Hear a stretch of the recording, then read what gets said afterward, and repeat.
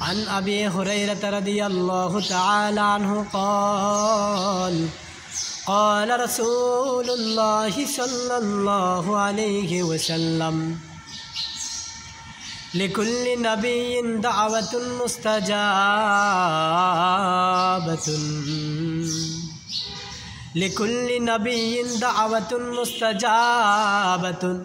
فتعجل كل نبي دعوته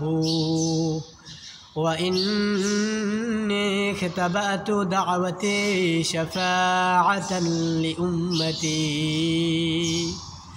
فهي نائلة من مات منهم لا يشرك بالله شيئا হযরত আবু হুরায়রা রাদিয়াল্লাহু তাআলা হতে বর্ণিত তিনি বলেন রাসূল সাল্লাল্লাহু আলাইহি ওয়াসাল্লাম বলেছেন প্রত্যেক নবীর জন্য একটি মকবুল দোয়া রয়েছে অতঃপর প্রত্যেক নবী সেই মকবুল দোয়াকে করে ফেলেছেন দ্রুতভাবে প্রত্যেক নবী তাদের সেই দোয়াকে সম্পন্ন করেছেন আর আমি আমার দোয়া কি কিয়ামতের দিন আমার উম্মতের সুপারিশ স্বরূপ আর আমি আমার সেই মকবুল দোয়া যে দোয়াটা আমি আল্লাহর দরবারে করব সেই দোয়াকে আমি আমার উম্মতের জন্য সুপারিশ স্বরূপ রিজার্ভ রেখেছি গোপন রেখেছি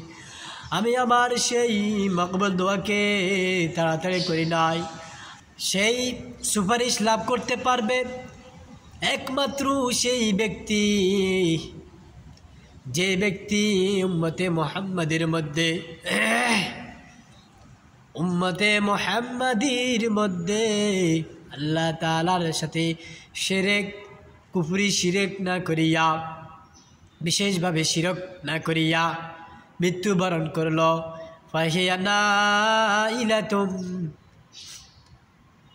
নাইলাতুম মান মাতা মিনহুম লা ইউশরিক বিল্লাহি শাইআ সেই সুপারিশ লাভ করতে পারবে যে ব্যক্তি মৃত্যুবরণ করেছে উম্মতি মুহাম্মাদি হতে যে অবস্থায় সে আল্লাহ তাআলার সাথে কোনো বস্তু শিরক করে নাই আল্লাহ তাআলার সাথে কোনো কিছুকে শিরক করে নাই